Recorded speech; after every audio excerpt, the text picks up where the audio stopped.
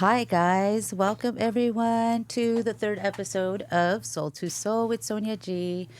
Thank you to our listeners who are listening to us on oyeturadio.net. Hi, welcome. We have two very special guests tonight. But before we get started, I want to do a disclaimer, just remind everyone that we talk about sensitive topics here like trauma, abuse, mental health. So if at any time you feel like you need to step away, please do so. Then you can come back later and finish the episode. Another disclaimer, this show is for educational purposes. So I want to remind you guys that this is not to be substituted for professional therapy or any type of medical treatment. If you're having a mental health crisis, please contact 988 or 911. 988 is a suicide hotline number.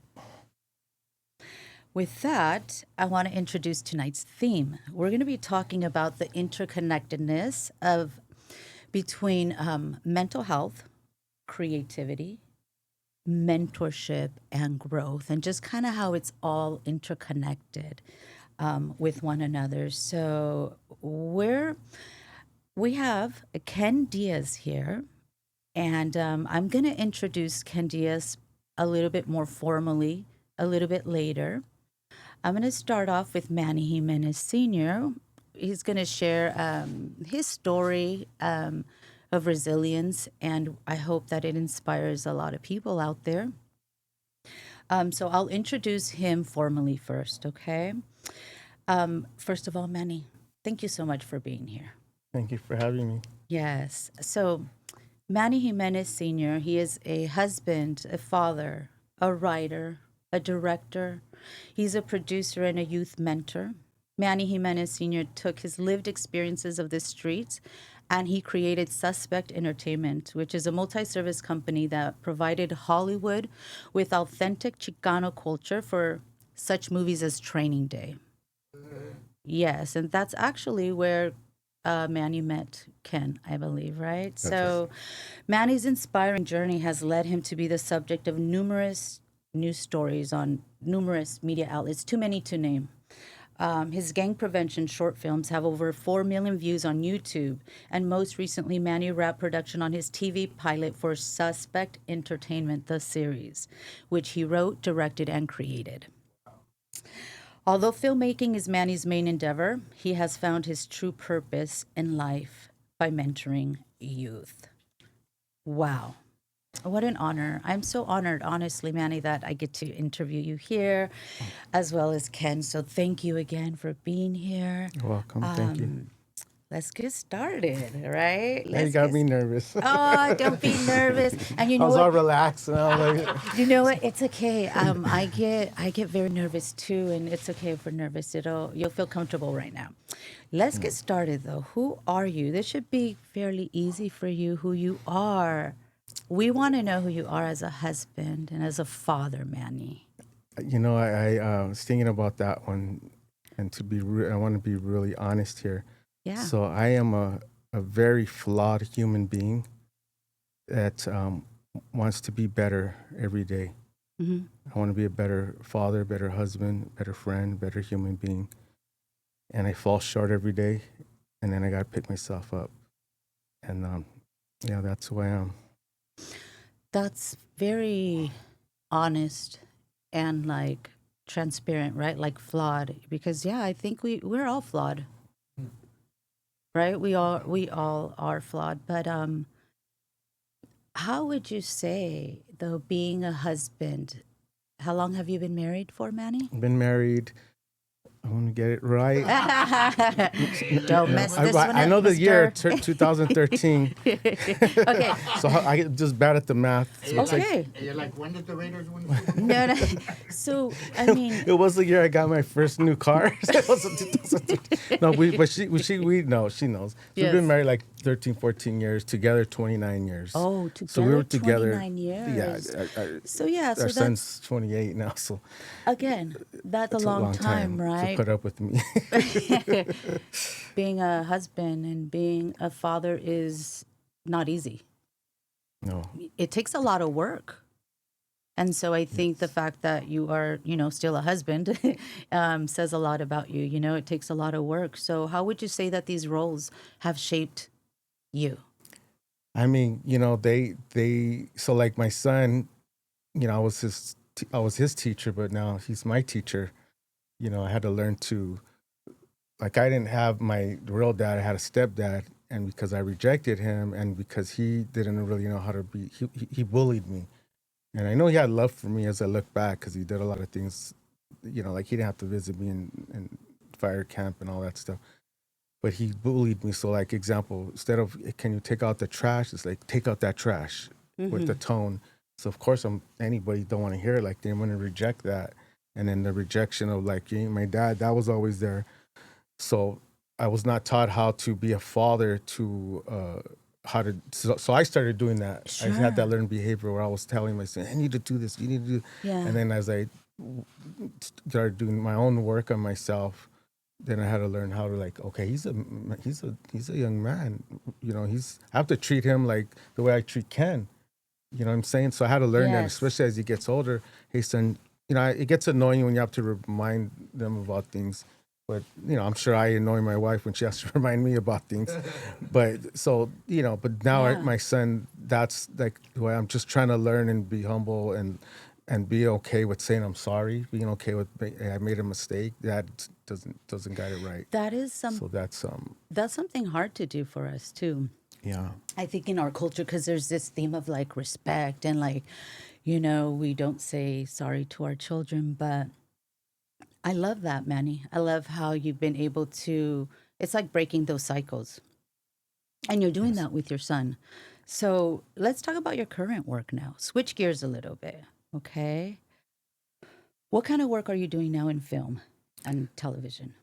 So for many years, I worked on other people's projects, and Mm-hmm. then you would you're learning. It's always learning. It's always fun. Like I still get excited seeing the studios and being on set, but sometimes when you work on a project and then you see the finished project, you're not as proud of it because you didn't have all the say, or you're bumping heads with the director. So after a while, we started working on our own projects, our personal indie projects. Those got excited, and those are the ones like we're paying out of our pocket to make these things. And so it's like the Suspect Entertainment, so like we took all this aggravating, funny things, situations that happen that are just like, actually some of the stuff that was super aggravating that made me upset at the time. It was I reflected and started writing about it. It was actually pretty funny. And I remember writing a draft of the Suspect Entertainment pilot, and my writing teacher from UCLA, she's like, "Hey, I didn't know you could write comedy." I said, "I didn't know either." It was just pretty funny stuff. So that has been in development for a while, and we finally shot a pilot that we got to do ourselves, hire the actors we wanted, put the music, we could do everything we wanted, and get it done a real authentic way, but and make a really loving, peaceful set, that. And then so all the projects you've seen, they're like proof of concepts to create a feature film. So I have another feature film we're doing called "Where You From." It's like our Oh, voice in the hood that okay. we haven't had. So, but the difference with our projects, they're how about trauma and healing, redemption, those Yes. themes. They're not like shoot 'em up or drug deal got wrong. I We're not saw trying to that. do that. They're Yeah. really about real human Uh-huh. experiences that just happen to be in a Chicano culture. I love And them. so that's another thing. And then the next one I got a grant for called The Class President. That's a short film based off an experience where my son was like 6 years old, and I encouraged him to try to be class president. Oh, And he was like, "No, they're not going to pick me." And I'm like, "You just got to try, son." And oh, this and that. I remember it was an optional thing, and my uh-huh. wife was like, "It's optional. Why are you making him do it?" She gets mad when I tell that story, and I'm like, "You want me to be in the back of the boat or be the captain of the ship? Like, let me deal with it, woman." I Let was a me little deal with rough back then, but she's Wait, did like, he win? so he's like, "Dad," he called me, "Dad, Daddy, guess what? Guess what? I'm class president." And I was like, I remember being in the car, I was Oh, crying. And I was like, man, and that I know right there, that like just helped him to believe. Like he he gets back up all the time. My wife says he got that from you, like so. But yeah, You and know. then imagine like some people just have that grit and that resilience, and then having somebody that encourages them. Ooh, Yeah, it was amazing. And then the teacher is like, and I'm still friends with her, Miss Garcia. She's like, and he won by a lot, you know. And then and the thing is, he didn't want to, you know, when he came up again, I'm like, oh, do I have to do it? I don't really want. I go, don't worry about it. You don't got to do it. But yeah. like, so he knew, it's like, you never know. But at what was third grade? I don't know, 6 years old, 7 years old. You know, he knew to really early on. I planted that seed in him. Which you know what, which is really cool, and it leads me to the next like question, which is how did you get into youth mentoring? Yeah, that was a natural thing. I was even when I was bad, you know, out there gang banging, I was already looking. I was always the one, like the spokesperson for the Yeah. youngsters. I was always already looking out for them from the bullies within the neighborhood and stuff like that. So I was already doing that and making sure, like if you know, like if one homeboy bought a burrito and everybody's hungry, I'm like, well, you better share that burrito. You know what I mean? Like there's some youngsters, they're homeless or they don't, you know, they're just. So I was trying to always look out for people. And then as I got into Hollywood, I was pretty much just doing what people did for me, people that mentored me. I was just paying it forward and all that. It was just a natural thing. But when I got in Hollywood, I was like, oh man, free food, and they don't care if you have felonies. Like I was telling everybody about it. You know what I Yeah, mean? that's a good And thing, not right? everybody cared to do it, or they didn't have the discipline to be there long hours, or sometimes their girl would be like, there's no way you're working 15 hours on a job, but that's what it is. Yeah, It's like those are at long 17, days. 18 because of travel time sometimes. Yeah. So I, you know, I was just trying to help as many people, and then, you know, some stayed with it, and some went on to do many great things, and some of them left the business to go be fathers, and that's a success as well, you know. Absolutely. Yeah. So, what does mentoring mean to you? Mentoring is more important than the filmmaking. It does tie together Mm-hmm. because we want to mentor the people and help give them a career. Because like for me, I wasn't into drugs and alcohol. I was into gangbanging, right? So like, and stealing cars and all that stuff. This is in the 90s. So that was my adrenaline rush. Mine too. Yeah. So I got into the movie business, and then especially we started doing guerrilla filmmaking with no permits and all that. I'm like, oh, there's that feeling again. And as like, but now I don't have to worry about going to jail or none of that. So it replaced that. So I Sure. knew that was like my new addiction, and to this day it still excites me. So I knew that people coming from the life, if I could help them find their thing to Yeah. replace drugs or replace anger or some type of outlet, then they'll succeed, because this is like people like people love doing this, and it's long and it's hard work, and they're like, so this thing saved my life, and I know that it could save, and it saved many other people's life. That's yeah. amazing. It's hard to do to find. It's Oh, I'm it's sorry. no, it's okay. It sounds like it's like a tool, like you found a tool for them to channel a lot of the anger, a lot of that stuff, All the right? emotions, yeah. A lot of the emotions, yeah. That was hard for me too, like, because I was on to that. Do you mind if I talk? No, go Oh, ahead. I was on to that too, stealing cars, and that was my adrenaline, you know what I mean? And then what saved me, I used to mess around with everything, all that. I was gangbanging too. But what saved me was my music, bro. Oh, see, there you Makes me go. happy. Yeah, see, you know what I'm talking about. Yeah. Yeah, It's okay. Yeah. That saved my life, bro. yeah, and I that's think see, it's there's for a lot of music. people, right? Yeah. Music, creativity. Like Yeah. for you, it's been film. You said like that adrenaline. Of Yeah, well, the writing creating. the script has been very cathartic, because one, I'm writing so like when I'm writing Where You From, my mom and my stepdad, my dad, they all passed away already, and I took many years to find peace with that and honor them still now by being a good person. But when I'm writing the script, it's painful. Like I'm just crying and crying. Oh, yeah. So I'll keep my personal relationships with the real names in the scripts, but then everybody outside, I'll make it all fictional, because I ain't trying to get nobody Sure. mad at me or trouble. Like I Yes. want to respect everybody's their own Their privacy, their life. privacy Yes. in their life. So that, but writing, I remember just like writing my mom's name, Carol, and then things that happen, man, it's emotional, you know. It But is. you find Therapeutic, I healing, bet. though. Yeah, it's very therapeutic.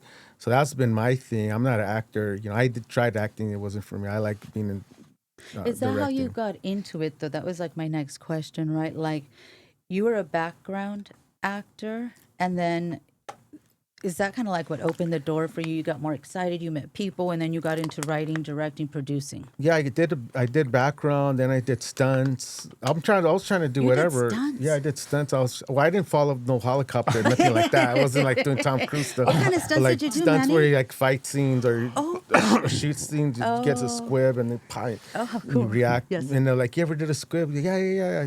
But for my attitude was like, "Oh, I was in, I'm a real gangster." Yeah. And I got shot before, and all that. I could do all that stuff, but but little, there's a technique and there's a Sure. skill to it because of the camera angles and stuff like that. But once you learn it, I just said yeah, and then they tell you what to do, and you learn it, and so then stunts, then some acting things. I did not like acting. Yeah, it But the wasn't your commercials thing. were pretty cool because that wasn't much acting, but the residuals It you was get quick, paid. yeah. That was good. But the writing, directing, and producing was ultimately the thing to do for me. That was it for you. Yeah. Yeah. How have you seen creativity empower people, like toward good mental health, in your experience of like working with people all these years, right? Well, the ones that are really truly committed, like some people want to get famous and go viral on Instagram and all. That's a whole different type of thing. Yeah. But the ones that really want to learn craft, they go to acting class and work with the coach. They are always surprised of it's like therapy because you're doing yoga and you're opening up all your pain. And then Yes. they're teaching you how to use it in your craft into a character, right? And so the one I learned that from writing, you're creating, like I'm creating characters. So like there's some, I could create a female character and it's like some of my mom in there, some of my aunt in there, some of my friend's mom in there, you know what I'm saying? Yeah. And it's like, and that's like when you know your characters, it just writes itself. So, but I found healing. It's like if you commit to it, you get a lot of healing through that. So that helps your mental health. And then again, with the actors, really working on that. And then learning to balance your personal life and the industry and learning when to just time to take a break from social media. That's a big thing right now that like, everybody wants to, there's all this like competition thing and who looks cool. And instead of like focusing on the work and the craft and then just let it be, but the mental health, there's a lot of bad stuff that comes from the social media thing if it's done wrong. Can you talk a little bit more about that? Yeah, like, I mean, I know there's like a lot of jealousy. Oh, so like you could like Yeah. we should be supporting each other, uplifting Yes. each other, and then you could be. Then sometimes it becomes a competition thing, such as that, and then there's also like where you're on it too much in the middle of the night, where you should be asleep preparing for the next day working. But just being on it too much. You know, I think where you talk about like the jealousy and the competition, I think it goes right back to the therapy. It takes work. Yeah. Like you really got to work on these things. It's shadow work. You have jealousy, go work on your jealousy, right? You have anger. We constantly have to work on these things, and I think it goes to like for actors or for anyone. It's like you want to, I guess, be authentic, and you don't get to that place though with like pretending. I mean, there's that, but there's also the real work that has to happen, the real internal work. I don't know. What do you think, Manny? Yeah, I mean, look, I've been to therapy. I do like right now. I do therapy twice a week, Tuesdays and Fridays at 7 a.m. Oh wow! And I'm going to start EMDR on Tuesdays. You are. Yeah, and I did anger management. I did marriage class. I'm still doing marriage Is counseling. this your first time doing This is gonna EMDR be or my brain first- spotting, anything like That's that? the first time for that. It's yeah. going to be life changing. Be ready for it. It's going to be amazing. Yeah, I was listening to a book called The Body Keeps the Score, Oh, and that yes. thing was like life changing. So I'm, but there was a point where I thought like, oh, I did anger management, I did parenting class, I did like a lot, and then I'm like, oh, I think I'm good, and then some stuff comes up, you're like, whoa. Like, oh my goodness. Some Where did that come from? childhood wounds. Yes. Because I think what I focused on the most was like the gang banging stuff, like because you get PTSD from that stuff, like or like you're walking in a room and you're like, I think you could relate to. You're like, oh, did I hurt this guy before? Are they gonna trip and all that? A little the paranoia comes in. Yeah. Yeah, so I worked on that, and then I felt like I got into a place of peace with that, and knew that okay, either some of these guys either are out of it like me and survived, and we're just grateful that we survived, or they're locked up, or they passed away, or they're just not tripping anymore. I got in a safe, peaceful area in that, Yeah. but then like some personal stuff came up where I was like, oh okay, a lot of triggers came up Yeah. that I didn't. I'm so Yeah. glad that you're getting that. It's going to absolutely be life changing because people forget that the body really keeps track. Like we might suppress it and we might think it's not there, but the subconscious remembers, and then like 2-3 years down the road, or you watch a movie or something like you were saying, Ken, in your story, and there's a trigger and you're like, wait, where is this from? And sometimes we don't know where they come from. So I'm so proud of you. Like, I think you're a role model and an example to be going and saying, I'm going to do EMDR, and it's going to it's going to be awesome. Your Yeah, wife is going to I'm- love it too. Yeah, I'm trying to do everything I can to. It's been a Ken knows. It's been a journey, It's been a huh? journey, yeah, and it's part of it is the business. It's hard, there's a lot of backstabbing and betrayal, and Yeah. in the neighborhood you're used to, like, if somebody does something, you go bash their head open or whatever, like you can't do once that once I here. left alive, I can't do any of that anymore. And I don't Right. even want to. The last time I put hands on somebody was, 29 years ago, and I committed to leaving. I left that for good, Yeah. so So it's like really learning how to deal with shady people in a different way, in a wiser, yeah. more professional. professional way. Because And there's a and way. forgiving them too, yeah. Forgiving them, Absolutely. Forgiving and with boundaries. That's what Yeah, I've yeah. discovered, because people will take advantage. Right? Yeah, yeah. So, okay. How do you help people maintain their mental health? Well, that's encourage sharing the tools that I'm learning. I'm always sharing that, and just being vulnerable with them so they could be vulnerable. But again, like I said, encourage them to stay off social media. Encourage them to exercise, even just walking. I've been walking like on the treadmill with the incline all the way up. I'll do like 100 minutes and the thing turns off. That's awesome. So Isn't it great? It just helps me a lot. Yeah. So anything that I discover that helps me, I'll share with the team. For anybody that wants to listen and hear what I got to say, or we check in. So Yeah. it's exercise, reading books or audio books, the constant self-care. Just encourage them, any type of tools that I learned, to just pay it forward and encourage them. And because some things are going to work for some people that are not might work for the other person, so. Yeah. It sounds like you're always very available to people too. You're very, very generous with your time, and I think, that's why Yeah, you sometimes are where you are. sometimes too available. Oh, does that? Oh, maybe boundaries. Maybe Yeah, you need but the book I'm- on boundaries now.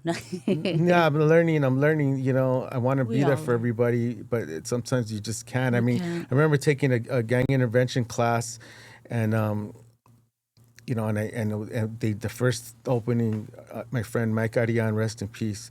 First thing he told the classes is, the hardest thing in the gang intervention world and being a counselor and all that, like, you can't save everybody, and accepting that, and it's Oh yeah. hard. You know what? As Yeah. as a licensed clinical social worker, we have this code of ethics and stuff, right? And one of the things is that we have to abide by is self-determination. You know what self-determination is? It's like, man, we want to help that person. We want to help that person so bad. But everybody has free will, right? And Yeah. so we respect the person's right to do what they have to do in that moment. So that was helpful for me in being able to kind of let go and set boundaries with certain people. Yeah, and when they come back, and sometimes too, they'll come back. They'll come back when they're ready and leaving the Yeah. door open. So that's been beautiful. All my siblings have all dealt with, like, they dealt with drug. My thing was, like I said, gangbanging, and then the anger thing. So the anger, even though I stopped gangbanging and stealing and all that, I still had bad habits, and the anger still was festering, and it still does. But like on the way over here, getting off the freeway, everybody's trying to squish into the left. So I don't think I was rude. I was trying to squeeze in. I don't cut nobody off. I mean, we're very slow. And there's a guy just went, he honked and did not stop and went around me. And I was like, dude. It was not you. It was that man had road rage. And I was like, but I even stopped and was like doing his arm and everything down the road. I think he thought I was following him because we were doing but I was like, it was just like, wow. But I said, my wife was going to be. Like 29 years ago. Things like that will really trigger us, though, and will really get to us, huh? Yeah. But it was weird because it didn't trigger me really. I was pretty calm. I was more like, this guy's probably one of these angry dudes with this gun, waiting for you to go up so he could have a reason. Because you see it on YouTube and all that all the time. So you see your growth. Like you would have, Yeah, I have a lot of growth. I have a lot of growth when it comes to out on the thing. I get where I have problems of just like things at home and little things that like when I'm productive, busy, it's I'm good. You're good. And then sometimes you have our business is so up and down. Yeah. You have a down part and you start getting in your thoughts. Yeah. So you know what, Manny, EMDR is going to help you so much with that. You're going to be so happy you did it. I'm excited to do it. Let's get into some words of encouragement. What would you say to your younger self, Manny? To forgive yourself, and your parents did the best that what they had, and I think those are the main two things. To love yourself, because I know that I didn't love myself. That's a big one, right? Well, all of those. Forgive yourself. I think forgiving yourself is one of the hardest things to do. I think sometimes it's harder than forgiving others. What do you think? Oh, yeah, I still struggle with that, and even if the person said, I forgive you, or we're good, or nothing, it just, that guilt sometimes kind of creeps in, huh? Yeah, but I mean, too, with I could be good with a lot of people, but then sometimes, like I hurt my wife, so then after even though I forgive you and we're good, but you could get a trigger where you're like, dang, what, I hurt her, or a song or a memory, and then I feel bad, or vice versa, we'll feel bad. But and I think it's always like with the people we love the most, they get to see all of us, the best of us, the worst of us, and so, but remember to be kind to yourself. Like you're doing your best, right? Yes. We're all here kind of trying to do our best. So thank you for sharing. Thank you for sharing. Well, you're a therapist too, so I'm like, are you opening up to me? Do you feel comfortable? No.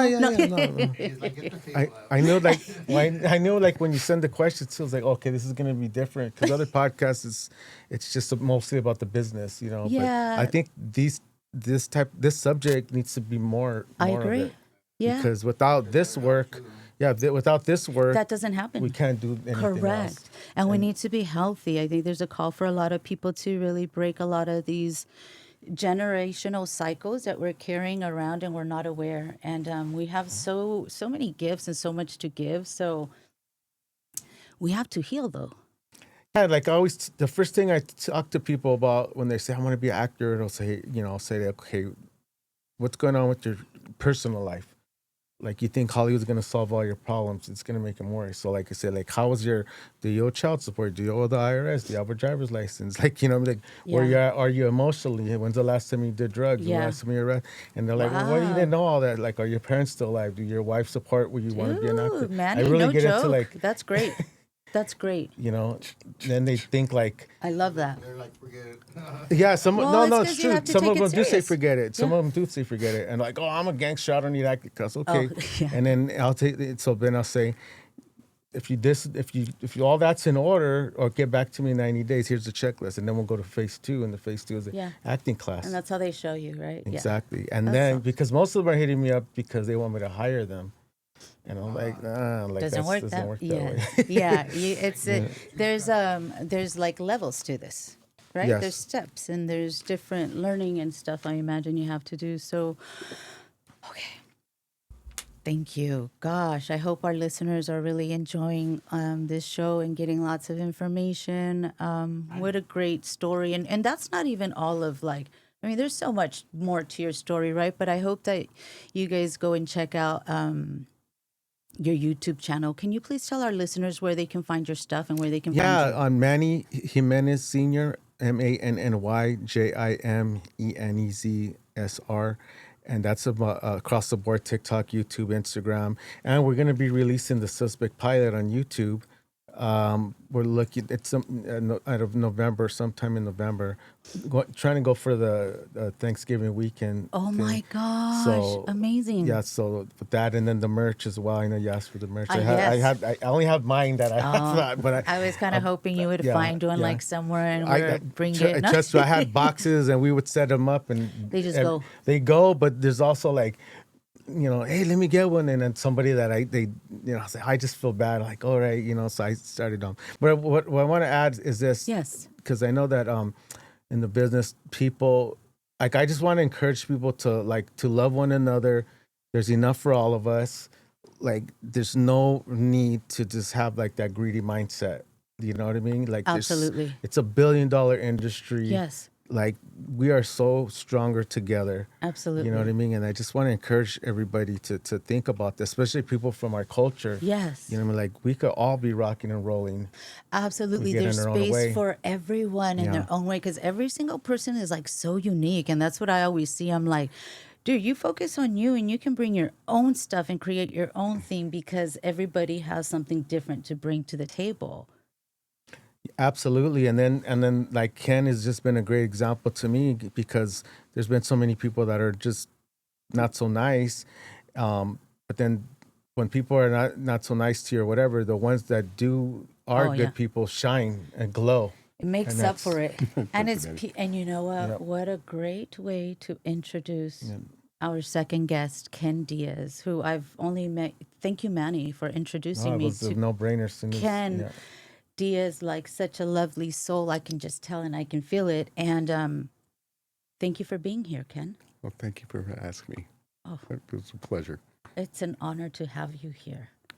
And Ken Diaz, you guys, is a makeup artist, designer, and department head with a career spanning over 5 decades in the motion picture and television industry.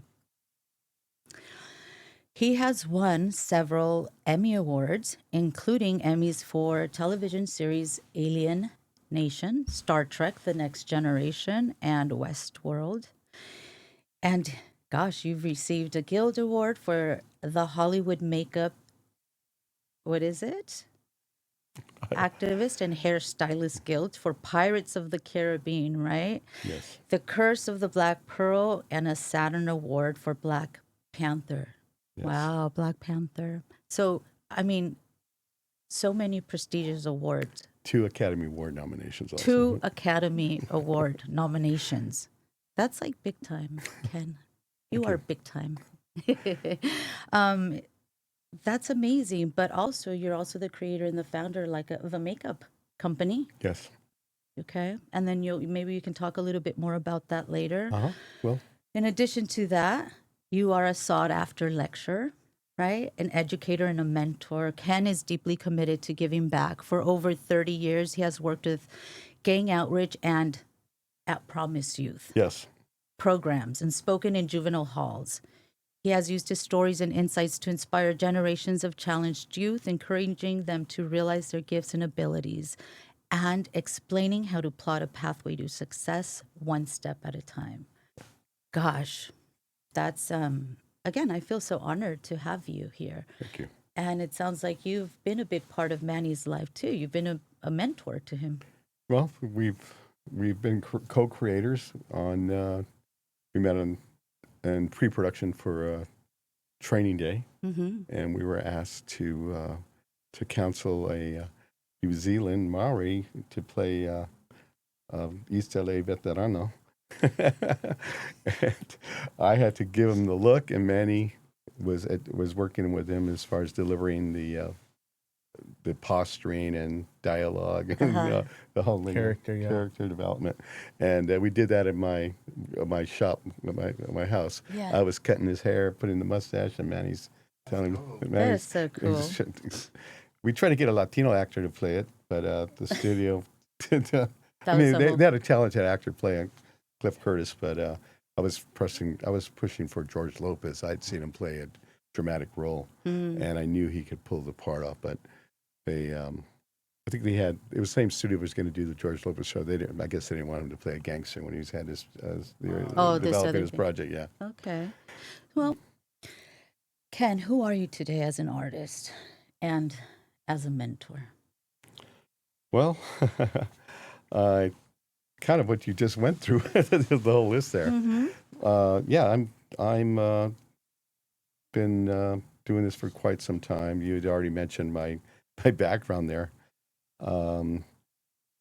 Yeah, right now. I'm just working. Right now, we're working closely with the launching of Homeboy Media, which is a branch of Homeboy Industries, Okay. and we're also working closely with a group called Chicano Hollywood in the producing, developing projects for both those entities.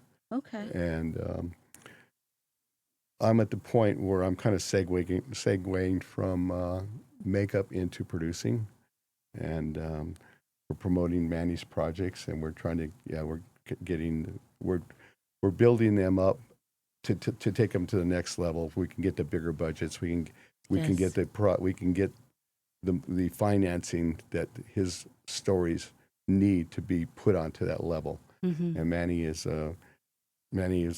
been his scripts placed second place at Sundance Film Festival. So Manny's he's at a high level, and we're just trying to we're trying to work with all the different groups in Hollywood that have similar visions of trying to get our stories told. And that's kind of what right now, that's my main focus. That's your main focus. Yeah. That's amazing. Focusing on these like real life stories of, like you said, there's been trauma, but then there's like healing, there's redemption. Yes. Is it like we need to hear these stories? Very much so. Okay. Let's I want to talk a little bit about your life story, because you have a very powerful story, very resilient of what you've overcome. Can you tell us about some of the challenges you faced growing up? Yes, I grew up in Pico Rivera, California, in the 60s and 70s, and when I was in kindergarten, I was kind of a shy, socially awkward kind of kid, but I enjoyed when we had time to sing, and I enjoyed doing art projects. And I remember that the open house night, one of my paintings that was posted on the wall was some parents were gathered around and with a teacher, and they were admiring all the detail I had put into those paintings, which made me feel kind of proud and a little more self-confident. Yes. And during that summer vacation, I went to go see some the garage across the street. The kids were working on a go-kart or something, and there was two kids. One was quite older than me, and one was a little bit older and bigger than me. Anyway, they bullied me. They punched me in the stomach, and I was surprised. Like, what? I couldn't believe somebody would try to hurt somebody. I just was, and I went home, kind of out of breath. And I got to the front. And I was crying, and I reached to turn the dial, and my mom locked the door, and she says, "We do not allow crybabies in this house." So I was whimpering. I went around the back door trying, and she locked that door, and she told me that you need to go back and beat those boys up. And I knew there was no way I could beat up those kids. They're bigger than me. And anyway, I was locked out for the rest of the day until I was shamefully let back in. So when the time school started again, and I was going to enter first grade, I was anxious to get back and do some of the creative work I'd done in kindergarten. But instead, we were being taught to read, write, and spell using the phonics method. Oh. And now I was just like, okay, why are we doing art? But okay. And then, but what I didn't realize, that due to undiagnosed dyslexia, Right. I couldn't grasp what was being taught. And I just kept getting further and further behind. Yeah. And years later, I found out that people with dyslexia often struggle with comprehending using the phonics method, but they're also highly creative, and great problem solvers. And so the weeks went by, I just kept getting further and further behind, and I felt lost. And so out of desperation, I took some crayons and I drew a picture on the back of the chair in front of me. And when the teacher discovered what I was doing, I didn't get the same praise I'd gotten the year before. I got severely chastised in front of the whole class. And I just like, oh gosh, I felt so embarrassed, and I felt misunderstood, and I felt I was different than everybody else in the class. How old are you at that time? You're like 5 years old. Oh. Five. You become 6 in Yeah, sixth grade. okay. Yeah. So I was 5 years old when we started first grade. So, oh gosh, it was like, I was just like, oh gosh. And I was already socially awkward, so now I was like the weirdo on the playground, you know. So, God. So anyway, I used to dread when report cards would come out because I'd have to go home, and my dad saw, he felt that poor performance in school was due to my laziness, and he was bound and determined to beat that laziness out of me. Now, my dad was a great man. He joined the Navy when he was 16 to be in World War II, and he was served in Korea. Mm-hmm. And he was a loving man and a dedicated father. He was a Boy Scout master. He used to take us on trips, and he always wanted the best for his 3 sons. Mm-hmm. And but my dad had grown up without a father, and he had been beaten as a child. And so in turn, there was many times when his beatings were extreme and severe. And one time I was knocked out. I was unconscious for several minutes, yeah. That's like severe abuse that you would go through then. Well, I just felt, just like, I don't know. I was just kind of, I didn't know what, I was kind of lost, and I didn't know. Mm-hmm. Mm-hmm. But as the years went past, I continued to struggle academically, Mm-hmm. primarily when it came to testing, because I never had enough time to complete the test in a lot of time. And I knew that I had done well on the answers that I completed. I knew I got an A minus, B plus, I figured. Mm-hmm. But since then, I found out that people with dyslexia are now allowed additional time to complete these tests. Yes, they are. But it was very, very little was known about that at the time. And I think your father was a little bit old school, right? With Yeah. like thinking, not understanding learning disabilities back then, or like certain, Yeah, no one knew about or that. like depression, anxiety, right? People not understanding Yeah. what was going on and Yeah. blaming it on laziness or other things. Yeah. Yeah. So due to my low test scores, I was continually put in remedial classes where I was taught the same thing over and over and over. Like learning the same thing over and over was going to help me finish my test any quicker, So it was just very frustrating. Yeah, it was the wrong tool. Yeah, so when I was in 7th grade, the 9th grade football team had decided to shave their heads into butch haircuts as a sign of solidarity, which was not fashionable at the time, but during that time, everybody had longer hair. And somehow they decided the younger classmates should do the same thing. So after football practice, I was getting a drink at the fountain, and some 9th graders grabbed me from behind and carried me away to the school amphitheater and held me in the chair and brutally shaved my head. And the team was cheering them on as I had tears running down my eyes, just like, oh, God. That's awful. So a couple days later, after football practice, I was behind the baseball diamond, and I was looking at the irregular pattern on a small sycamore tree, and I fell into like a hypnotic state. And I came out of that with the resolve that no matter what I'm going through right now, with poor performance in school, getting my ass kicked on a regular basis, and having to sit through these remedial classes, Mm-hmm. and now the public humiliation of having my head shaved.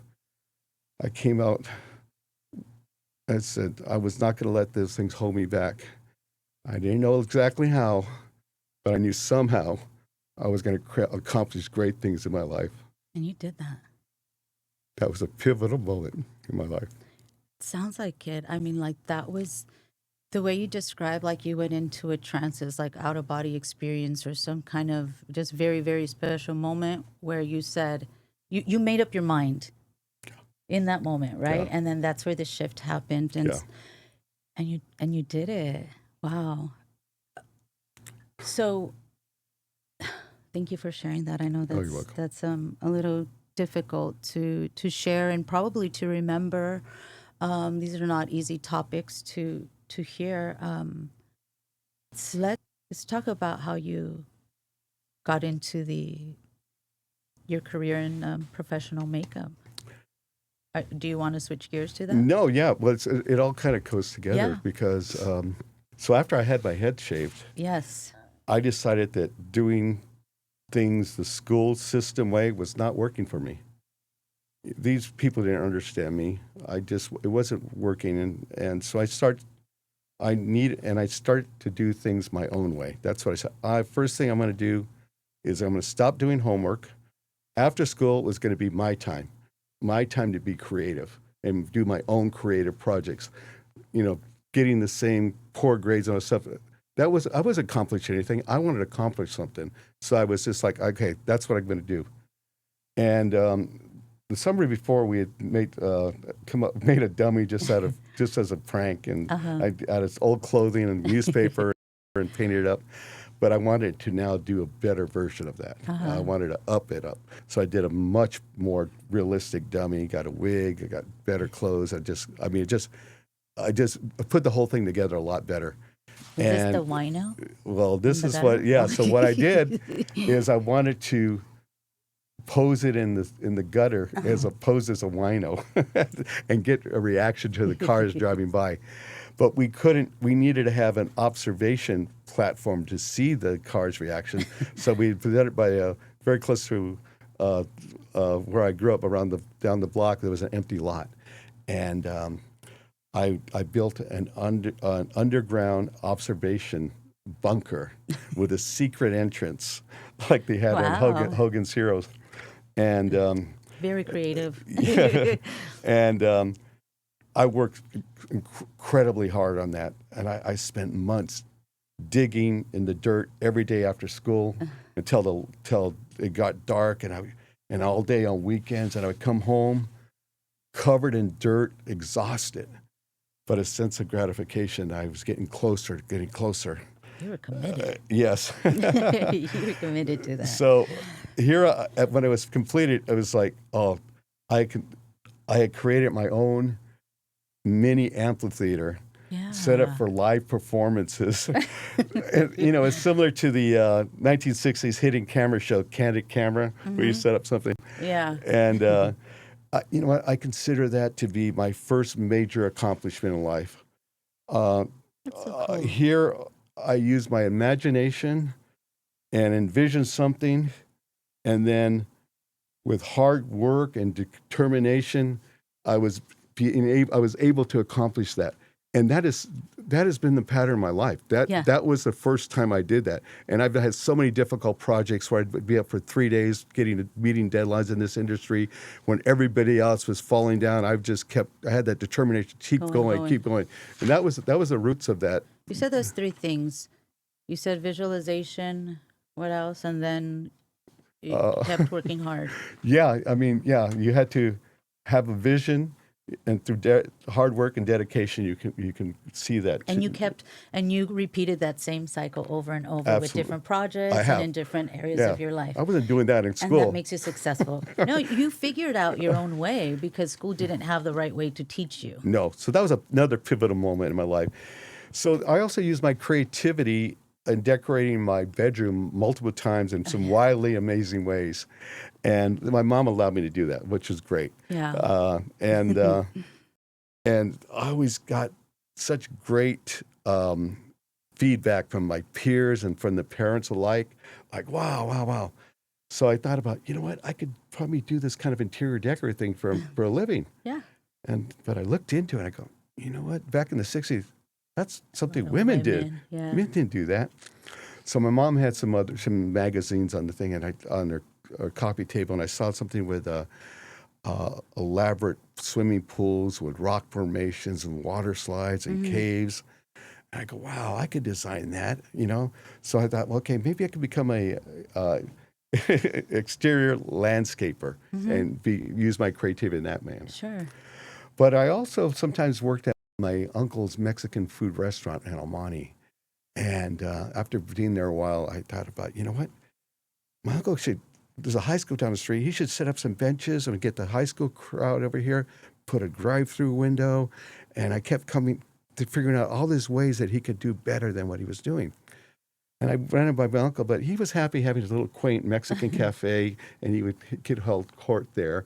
So that was So that's when I said, okay, I'm going to figure out how I'm going to do this on my own. So first thing I did is I did drawings of the exterior of my future Mexican food restaurant, and that was kind of like my motivating thing. After high school, I took a culinary arts school class over at LA Trade Tech.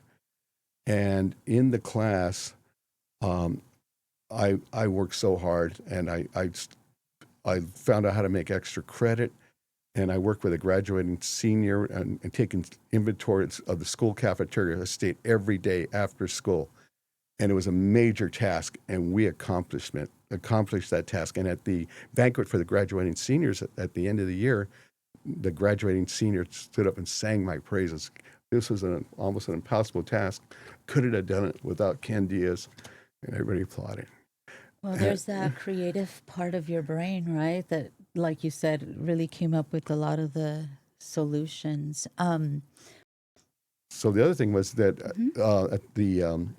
but there at the banquet, the main instructor stood up and he told a dirty joke, and he says, "We have to go around the table. Everyone has to tell a dirty joke, or else you'll lose 1 grade level, which 1,000 points." What? And I'm thinking, I don't know any dirty jokes.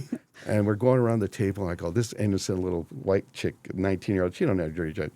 And she said, "I just found out that my teddy bear has cotton balls." I go, so we go around. There's a black pastor 2 seats over. I go, he's not going to tell a joke. He told the dirtiest joke. He told the funniest joke of everybody. Came to my time. I stood up and said, "Look, I don't know any dirty jokes. I don't know any clean jokes. I'm not a collector of jokes. The best I could do is stand up and cuss away." And I sat down, minus 1,000 points.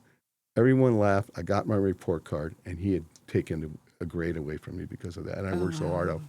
During that summer, I saw a special on television on pyrotechnics in film and television.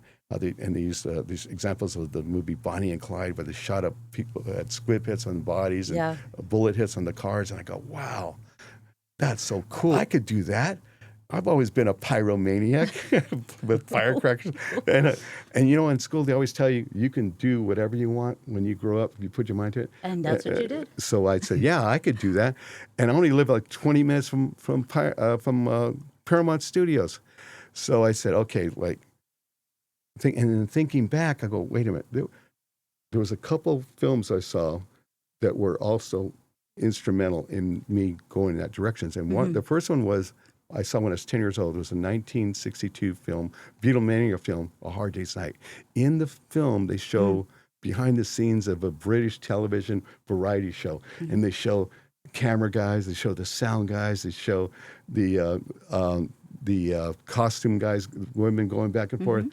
And you know what? I thought, wow, those are really cool jobs. That's exciting work, you know? Yes, it is. And the second one was the 1970 film documentary Woodstock about the 1969 music festival.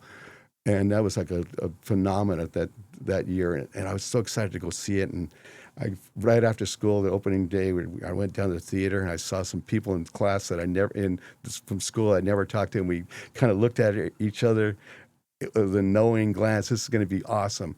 Well, in the first part of the beginning of the film opens with them setting up finishing the stage and setting up spotlights on towers, and through the film, they show the stage worker moving the equipment around and stuff like that. And this is such an exciting movie. It was very much a coming of age movie for me. And I remember when I was exiting the theater, I thought, you know what? I just came to the realization that you don't need to be the star to be part of the show.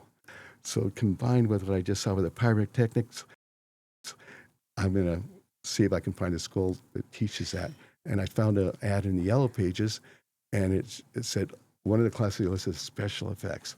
So I set up a tour, and I went down there. I found out it was actually makeup effects. It was a makeup school. Yeah. So There was steps though, right, with those classes, and you had to take a makeup class, and then you did the special effects. Yeah, it was like what I found out, I continued to try to get into special effects, but I found it was a very closed shop, and that I said, well, I'll go back and take that makeup effects class, and I can get on the set and maybe make some contacts, make some inroads in special effects. They said, oh yeah, so I'm calling, okay, well, first of all, you need to take, there's prerequisites. You have to take the 1 year class. Prerequisites. And the first one was, I said, well, I have most of my general ed classes all the way. I said, he goes, first you need to take salon makeup, then theater makeup. Then I go, what? Salon makeup? I said, I want to blow things up. So I continued my search and found no other way. I signed up for the February 1975 salon makeup class. And I had to get new clothes. I had to clean the dirt out from out of my fingernails. I show up in class. There's like 14 girls and me. And I just sat in the back of the class, and this girl's been doing makeup since they're 13. What am I doing here? And the first one was like skincare. Okay, no problem. Next one was selecting the right shade foundation. The next one was contouring the shape with highlights and shadows. Wait, we need more. Sorry, Ken. And we are. How much time do we have? Are you sure? We started late. Let's fast forward a little bit, okay? I want you to talk about, because you were nominated for Oscar awards, right? And yes. You were talking about your father and the abuse that you went through. Right. Okay. So, because we're running out of time, can you share how you were able to kind of make peace with that? Can you share that piece of your story? Because at first it was like your dad was pretty embarrassed and ashamed of you being a makeup artist, right? Yes. So could you share that real quick before we close? So I had gotten a job in high school for 2 summers working where my dad worked at a printing facility. And when they would print the Yellow Pages, and I worked a couple summers there.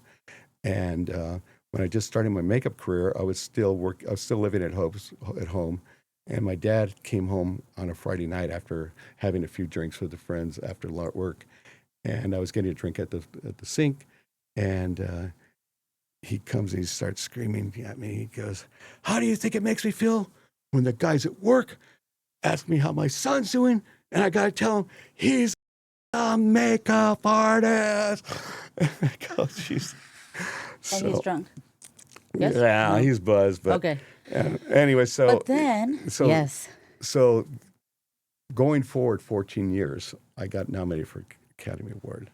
And my dad is going up and down the street telling everybody, "My son's a makeup artist." And he was nominated. And then it was great to be able to have him come to the awards with me and to the ceremonies that year and with the family, and it was very much a healing moment. That's what I was going to say, and I think it's really lovely. It's beautiful that you had that opportunity with your dad. Not all stories end that way, you know, but the fact that your dad was able to recognize your talents and your gifts, it was like a full circle moment. So thank you so much. I know we could have had way more time because there's so much to share, but I want to say thank you, Manny, and thank you, Ken, for coming on. Thank you to our listeners for tuning in. This video will be available later this week. Real quick, though, what would you tell your younger self?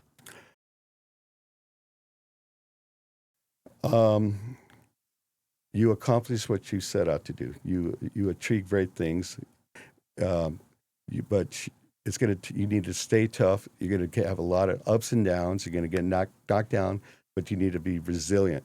And you are going to accomplish great things. I love it. And how can we continue to support one another as a community? Well, Manny said it earlier, we have to support each other. There was a lot of, when early in my career, there was a lot of backstabbing even with Latino brothers, trying to hold each other down. Yeah. We have to unite and support each other. Manny and I are supporting each other, and we're always trying to reach out to the next generation of filmmakers and help them come up. Amazing. Thank you. Manny, anything else before we end? No, just thank you for having us. Thank you, Ken, for being a good friend and mentor. And just everybody keep fighting the good fight. You know, Yes. No matter how, if you have a dream, even if your wife, parents don't agree with it, you do. I encourage young people all the time. Sometimes you just don't listen to your parents. If you have this crazy dream, you got to do it, or you will regret it for the rest of your life. You know, so. Beautiful. If it's there, and it's calling you, it's for a reason. And you'll win them over down the road, I believe. Yes. And so thank you guys so much for coming on. And thank you to our listeners for tuning in. Have a wonderful night. Yeah.